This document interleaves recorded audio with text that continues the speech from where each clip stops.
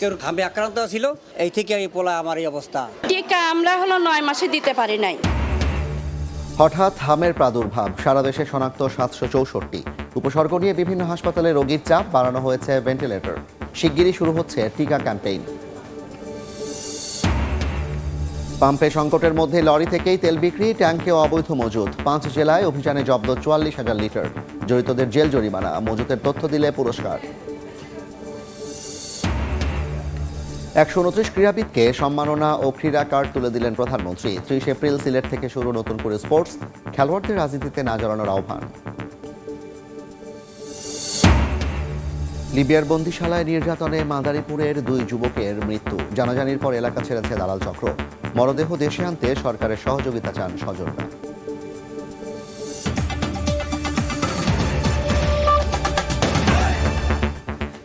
জনপদে সময়ের সঙ্গে আছি আমি জাফর সাদিক। দেশে হঠাৎ করেই হামের প্রাদুর্ভাব। এখন পর্যন্ত শনাক্ত হয়েছে 764 রোগী। কারণ হিসেবে নিয়মিত টিকাদান কার্যক্রম ব্যাহত হওয়াকে দুষছেন চিকিৎসকরা। অভিভাবকদের অবহেলাও কিছু ক্ষেত্রে বাড়িয়েছে শঙ্কা। শিশুরা বেশি আক্রান্ত হওয়ায় বাড়ছে দুশ্চিন্তা। স্বাস্থ্যমন্ত্রী জানান, ভ্যাকসিন কিনতে 604 কোটি টাকা বরাদ্দ দেওয়া হয়েছে। প্রকোপ মোকাবিলায় দ্রুতই শুরু হবে টিকা ক্যাম্পেইন। ভেন্টিলেটর বাড়ানো সহ নেওয়া হয়েছে সব ধরনের প্রস্তুতি। সংক্রামক ব্যাধি হামে আক্রান্ত হয়ে হাসপাতালে বেড়েছে রোগীর চাপ, যাদের সবাই শিশু। শ্বাসতন্ত্রকে আক্রমণ করে দ্রুত একজন থেকে অন্যজনে ছড়িয়ে পড়ে এ রোগ। চলতি বছর দেশে এখন পর্যন্ত 764 হাম রোগী শনাক্ত হয়েছে। সারা দেশ থেকে আসা রোগীর চাপ বেড়েছে রাজধানীর সংক্রামক ব্যাধি ও ডিএনসিসি ডেডিকেটেড হাসপাতালে। চিকিৎসকরা বলছেন, টিকার নিয়মিত কার্যক্রম ব্যাহত হওয়ার কারণেই বেড়েছে প্রাদুর্ভাব। চলতি বছর সংক্রামক ব্যাধি হাসপাতালে এ রোগে আক্রান্ত হয়ে ভর্তি হয়েছে 600-র বেশি রোগী, আর মারা গেছে 22 শিশু। কোনো টিকা দান কেন্দ্রে টিকার অভাব ছিল। রোগীদের অভিভাবকের কথা অনুযায়ী অভাব ছিল, তাদেরকে হয়তো অন্য কোনো সেন্টারে যেতে বলা হয়েছে বা অপেক্ষা করতে বলা হয়েছে, এবং যে কোনো কারণে হোক পরবর্তীতে আর টিকাটা নেওয়া হয়নি। প্রতি 5 বছর পর পর একটা ক্যাচ আপ ক্যাম্পেইন করতে হয়। এই ক্যাচ আপ ক্যাম্পেইনটা 2024-এর শেষের দিকে হওয়ার কথা ছিল, যেটা হয়নি। তো এটাও একটা গুরুত্বপূর্ণ কারণ হতে পারে। তবে উদ্বেগের বিষয় হলো, আক্রান্তদের অধিকাংশের বয়সই 9 মাসের কম। এতে দুশ্চিন্তা বাড়ছে অভিভাবকদের। আবার কারো কারো টিকা নেয়ার পরও হয়েছে হাম। ছোট ছোট আমরা তো কইতাম অ্যালার্জি, আবার লুতি কইতাম।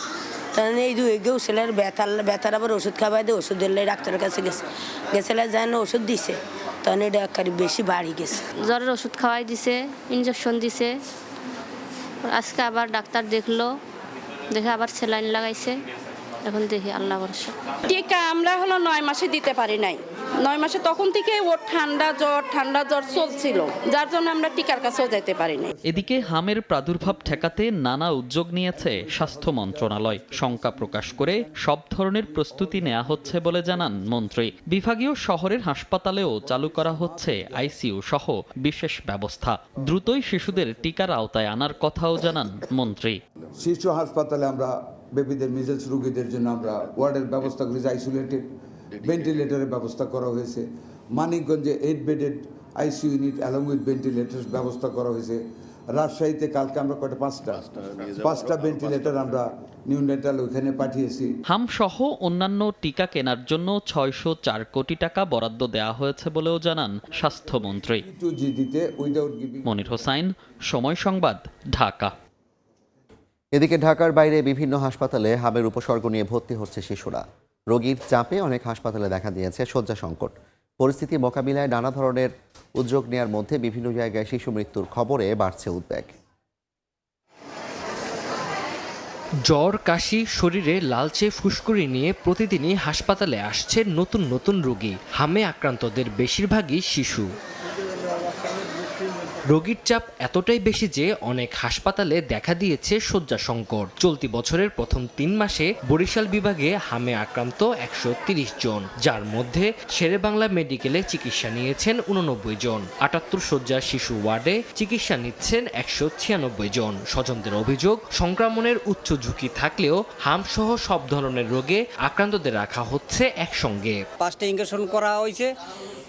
এরপরে ওই 3 জনের মধ্যে কেউ টাইফয়েড হামে আক্রান্ত ছিল, এই থেকে এই পোলা আমার এই অবস্থা। আমাদের এখানে হামের রোগীর জন্য আমরা সম্পূর্ণ আলাদা আইসোলেশন ওয়ার্ড করেছি এখন একসাথে রাখার আর কোনো সুযোগ নেই।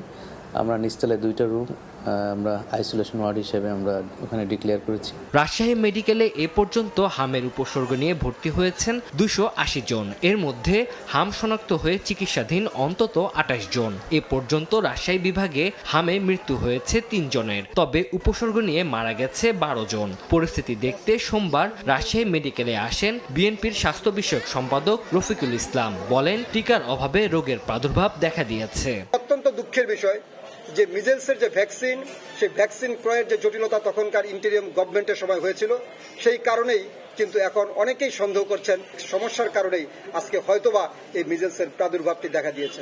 এদিকে প্রধানমন্ত্রীর নির্দেশে সোমবার সকালে চট্টগ্রাম মেডিকেলের শিশু ওয়ার্ড পরিদর্শন করেন city mayor doctor Shahadat Hossain. তিনি জানান, পরিস্থিতি মোকাবেলায় আইসিইউ প্রস্তুত রাখা হয়েছে। 20টা আইসিইউ পেডিয়াট্রিক আইসিইউ আছে, তার মধ্যে 10টা বেডকে আমরা আইসোলেটেড করে রাখছি। যদি প্রয়োজন হয় আমরা ওদেরকে শিফট করব। অল টাইপস অফ ভ্যাকসিনেশনের আন্ডারে যদি আমরা আনতে পারি, তাহলে পরে এই ধরনের কোনো ভ্যাকসিন ডেফিসিয়েন্সি রিলেটেড কোনো রোগ হবে না। চট্টগ্রাম বিভাগে হামের উপসর্গ নিয়ে হাসপাতালে আসা রোগীদের বেশিরভাগই কক্সবাজারের বলে জানিয়েছেন চিকিৎসকেরা। তানজিল হাসনাত, সময় সংবাদ। সরবরাহ সংকটে কিছু ফিলিং স্টেশনে মিলছে না জ্বালানি তেল, কোথাও মিললেও বাড়তি চাহিদায় হিমশিম অবস্থা। এই যখন পরিস্থিতি, তখন জেলায় জেলায় অভিযানে মিলছে নানা অনিয়ম। চট্টগ্রামে 25,000 লিটার ডিজেল সহ 5 জেলায় জব্দ করা হয়েছে 44,000 লিটার তেল।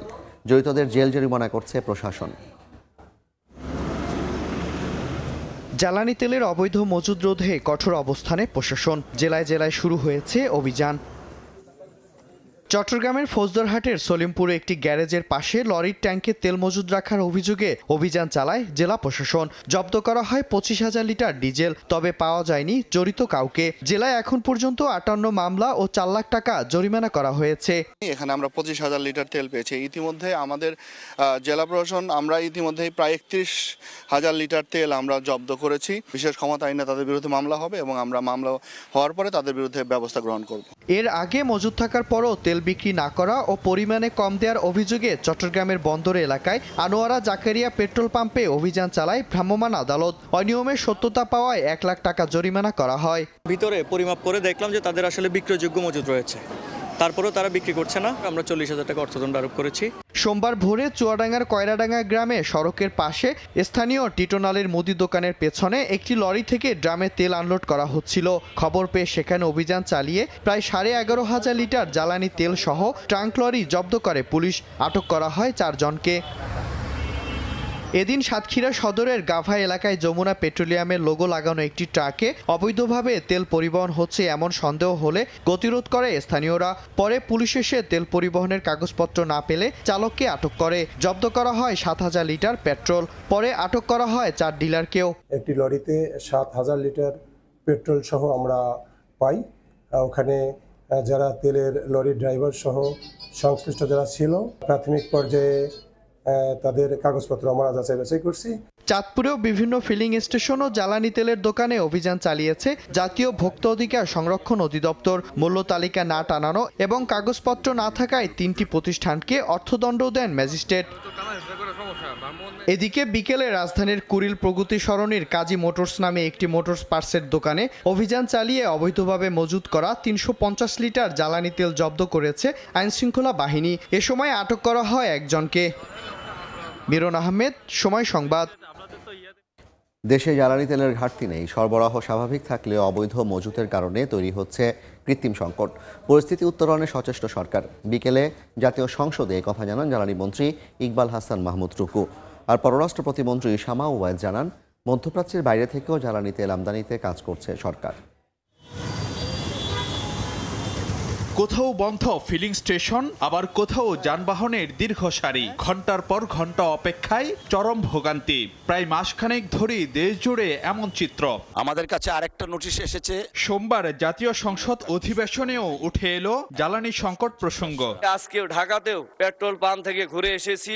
আমার গাড়িতে তেল পাইনি। এমন অবস্থায় ৩০০ বিধিতে বিবৃতিতে বিদ্যুৎ ও জ্বালানি মন্ত্রী জানান, জ্বালানি তেলের সরবরাহ স্বাভাবিক থাকলেও কৃত্রিমভাবে সংকট তৈরি করা হয়েছে। এর বিরুদ্ধে ব্যবস্থা নিচ্ছে সরকার। কিছু সংখ্যক অসৎ ব্যবসায়ী ও কিছু কুচক্রী মহল জ্বালানি তেল পাচারে জড়িত রয়েছে। সরকার জনগণের সাথে নিয়ে এই কঠোর হস্তে দমন করতে বদ্ধপরিকর। মন্ত্রী জানান, বৈশ্বিক সংকটের মধ্যেও জ্বালানির দাম না বাড়িয়ে জনস্বার্থে বড় অঙ্কের ভর্তুকি দিচ্ছে সরকার। মার্চ জুন প্রান্তিক মোট ভর্তুকির প্রয়োজন হবে ডিজেলের ক্ষেত্রে 15,409 কোটি টাকা, অক্টিনের ক্ষেত্রে 636 কোটি টাকা। এর আগে প্রশ্নোত্তর পর্বে পররাষ্ট্র প্রতিমন্ত্রী জানান, বিকল্প উৎস থেকে জ্বালানি তেল আমদানির চেষ্টা চলছে। জ্বালানির কোনো সংকট বর্তমানে বাংলাদেশে নেই। আচ্ছা, দ্বিতীয় কথা হচ্ছে মধ্যপ্রাচ্য ছাড়াও যে সকল সোর্স থেকে আমরা জ্বালানি আনতে পারি সে ব্যাপারে আমরা নিরলস কাজ করে যাচ্ছি এবং ইনশাল্লাহ আমরা সেটাতে সফল হব। ইরান যুদ্ধের প্রেক্ষাপটে দেশবাসীকে জ্বালানি সাশ্রয়ী হওয়ার আহ্বান জানান মন্ত্রীরা। প্রয়োজনের অতিরিক্ত জ্বালানি ক্রয় না করা। ফারুক ভিয়া, রবিন, সময় সংবাদ, ঢাকা। দেশের ক্রীড়াঙ্গনের সূচনা হলো ঐতিহাসিক অধ্যায়ের। খেলাধুলাকে মর্যাদাপূর্ণ পেশা হিসেবে প্রতিষ্ঠিত করতে জাতীয় ক্রীড়াবিদদের বেতন কাঠামোর আওতায় এনেছে সরকার। সকালে প্রধানমন্ত্রীর কার্যালয়ে ক্রীড়া কার্ড ও বিশেষ সম্মাননা প্রদান কার্যক্রমের উদ্বোধন করেন তারেক রহমান। 129 অ্যাথলিটের হাতে তুলে দেন ক্রীড়া কার্ড। এ সময় পেশাদার খেলোয়াড়দের রাজনীতিতে না আসার আহ্বান জানান সরকার প্রধান।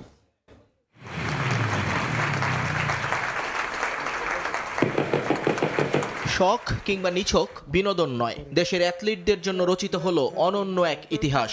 এখন থেকে ক্রীড়াবিদদের পরিচয় কেবল পদকেই সীমাবদ্ধ থাকবে না, রূপ নিল মর্যাদাপূর্ণ পেশায়। সোমবার আন্তর্জাতিক পর্যায়ে সাফল্য অর্জনকারী 129 কৃতি ক্রীড়াবিদকে বিশেষ সম্মাননা জানান প্রধানমন্ত্রী তারেক রহমান। উদ্বোধন করেন বহুল প্রতীক্ষিত ক্রীড়া কার্ড এবং বিশেষ বেতন কাঠামো। আন্তর্জাতিক অঙ্গনে স্বর্ণ, রৌপ্য এবং তাম্র পদকজয়ী অ্যাথলিটদের হাতে আর্থিক পুরস্কারের চেক তুলে দেওয়া হয়। একক পর্যায়ে স্বর্ণজয়ীরা 3 লাখ এবং দলগত জয়ীরা পান 2 লাখ টাকা করে। সবচেয়ে বড় চমক ছিল নিয়মিত ক্রীড়া ভাতার ঘোষণা, যেখানে তালিকাভুক্ত প্রত্যেক খেলোয়াড়ের জন্য প্রতি মাসে বরাদ্দ 1 লাখ টাকা। বর্তমান সরকারের ক্রীড়া উন্নয়ন দর্শনের বাস্তবায়নে আমরা নির্বাচনী ইশতেহারে বর্ণিত ক্রীড়াক্ষেত্রের প্রতিটি প্রতিশ্রুতি বাস্তবায়নে কাজ করে যাচ্ছি। এই কার্ড শুধু পরিচয় নয়, এটি ক্রীড়াবিদদের মর্যাদা ও ভবিষ্যৎ নিরাপত্তা নিশ্চয়তা দিবে। সভাপতির ভাষণে তৃণমূলের প্রতিভা অন্বেষণে 30 এপ্রিল থেকে সারা দেশে নতুন করে স্পোর্টস কর্মসূচি শুরুর ঘোষণা দেন প্রধানমন্ত্রী। তোমাদেরকে একটা সিকিউর জায়গায় মেয়েরা যাতে প্র্যাকটিস করতে পারে, খেলতে পারে, সেইটা মোটামুটি মাঠটার সিলেকশন সবকিছুই হয়ে গিয়েছে। 30 এপ্রিল সিলেট থেকে আমরা শুরু করতে যাচ্ছি নতুন করে স্পোর্টস, এবং একই সাথে ইনশাল্লাহ এটা সারা দেশে শুরু হবে।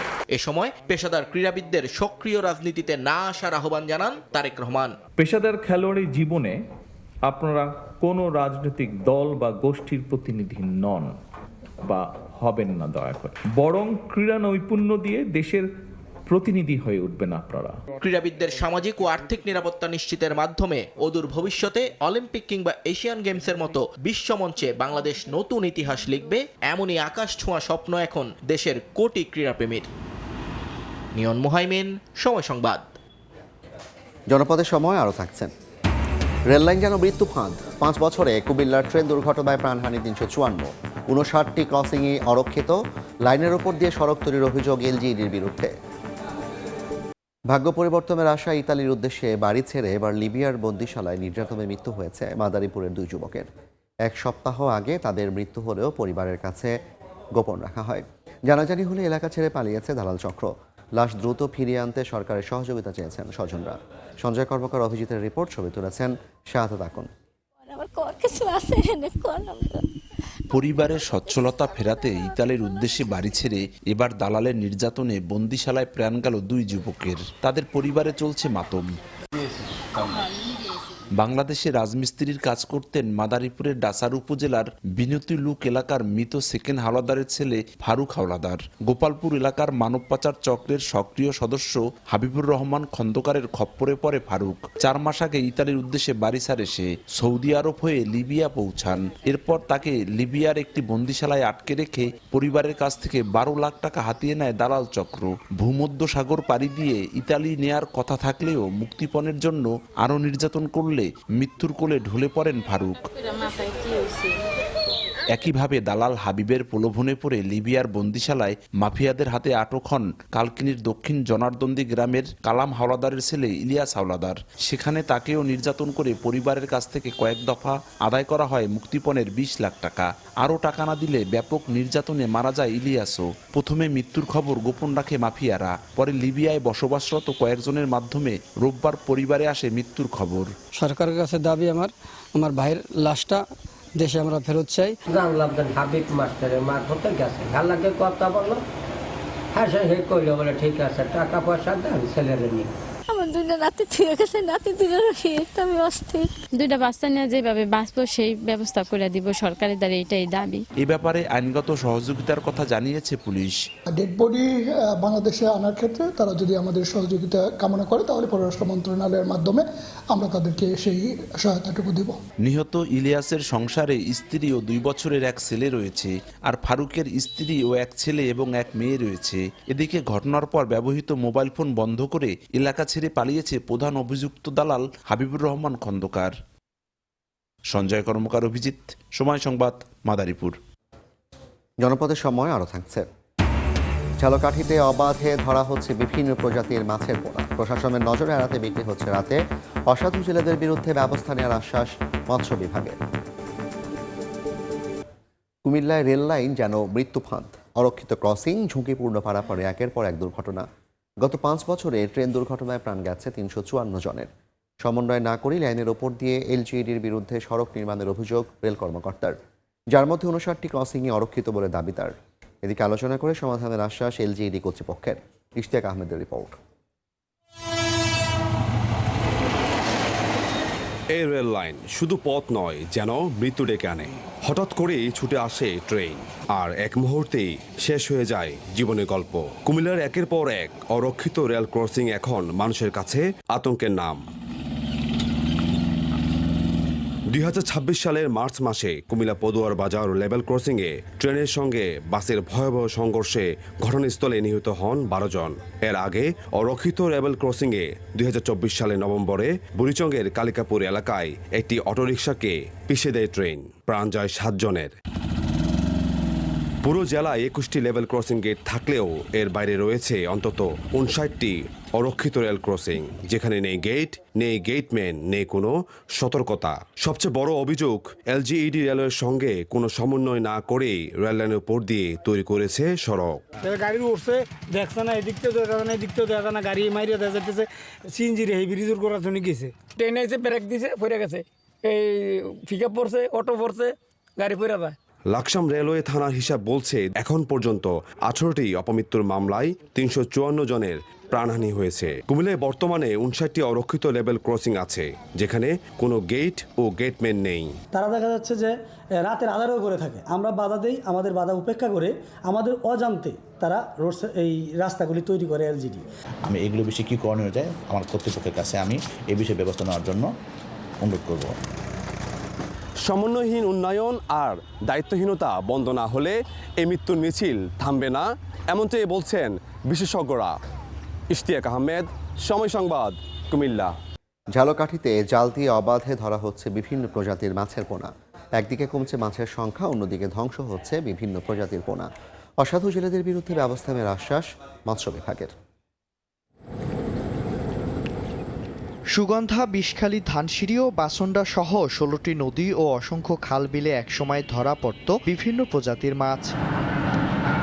মিঠা পানির ইলিশ ও দেশীয় প্রজাতির মাছের জন্য প্রসিদ্ধ ঝালকাঠির এসব প্রাকৃতিক জলাশয়ে অবাধে পোনা নিধন হওয়ায় দিন দিন কমছে মাছের সংখ্যা। এক শ্রেণীর অসাধু জেলেরা কারেন্ট জাল, চরগড়া সহ সূক্ষ্ম জালের ফাঁদ দিয়ে মাছ শিকার করায় হুমকির মুখে মৎস্য সম্পদ। প্রশাসনের নজর এড়াতে রাতের বেলা গ্রাম ও শহরের অলিগলিতে বিক্রি হচ্ছে কয়েক হাত ঘুরে। এমনকি দরিদ্র পরিবারের শিশুদের দিয়েও চাবলি কিংবা গুড়া মাছের নামে বিক্রি করা হয়। আমারে দিয়ে যায় আমার যেরম দেয় আমি সেইরম বেশি লাই। অসাধু কিছু জেলেরা আছে পাড়ায় মহল্লায় গলিতে অলিতে বিক্রি করে। সাবলির ছাও কইয়ে গুড়ো মাছ কইয়ে ওরা বেশি খেলা। কিছু জেলেরা আছে ধরেন কিস্তি উঠে জাল সাবার করে, তো এগুলো আনিয়া সরকার দিয়ে অভিযান চালাই পুড়িয়ে ফেলা, কিন্তু গোড়া বন্ধ করে না। পোনা মাছ নিধন বন্ধ করতে অসাধু জেলেদের বিরুদ্ধে কঠোর অভিযানের কথা জানায় মৎস্য বিভাগ। এই মাছ বিশেষ করে যাতে ভালোভাবে রক্ষা করা যায় এজন্য আমরা বিশেষ করে পুলিশ, প্রশাসন এবং অন্যান্য সংস্থা যারা জড়িত আছে আমরা সবাই মিলে কঠোর হস্তে এবং এই ঝালকাঠি জেলার মৎস্য সম্পদ রক্ষা করব। মৎস্য বিভাগের তথ্য মতে জেলায় মাছের বার্ষিক চাহিদা প্রায় 13,332 মেট্রিক টন, যা সিংহভাগই প্রাকৃতিক জলাশয় ও চাষে উৎপাদিত মাছে চাহিদা পূরণ হয়। সময় সংবাদ, ঝালকাঠি। জনপদের সময়ের শীর্ষ সংবাদগুলো জানিয়ে দিচ্ছি আরেকবার। কেউ ঘামে আক্রান্ত ছিল, এই থেকে এই পোলা আমার এই অবস্থা। টিকা আমরা 9 মাসে দিতে পারি নাই। হঠাৎ হামের প্রাদুর্ভাব, সারা দেশে শনাক্ত 764। উপসর্গ নিয়ে বিভিন্ন হাসপাতালে রোগীর চাপ, বাড়ানো হয়েছে ভেন্টিলেটর। শিগগিরই শুরু হচ্ছে টিকা ক্যাম্পেইন। পাম্পের সংকটের মধ্যে লরি থেকেই তেল বিক্রি, ট্যাঙ্কেও অবৈধ মজুদ। 5 জেলায় অভিযানে জব্দ 44,000 লিটার। জড়িতদের জেল জরিমানা, মজুদের তথ্য দিলে পুরস্কার। এবং 129 ক্রীড়াবিদকে সম্মাননা ও ক্রীড়া কার্ড তুলে দিলেন প্রধানমন্ত্রী। 30 এপ্রিল সিলেট থেকে শুরু নতুন করে স্পোর্টস, খেলোয়াড়দের রাজনীতিতে না জড়ানোর আহ্বান।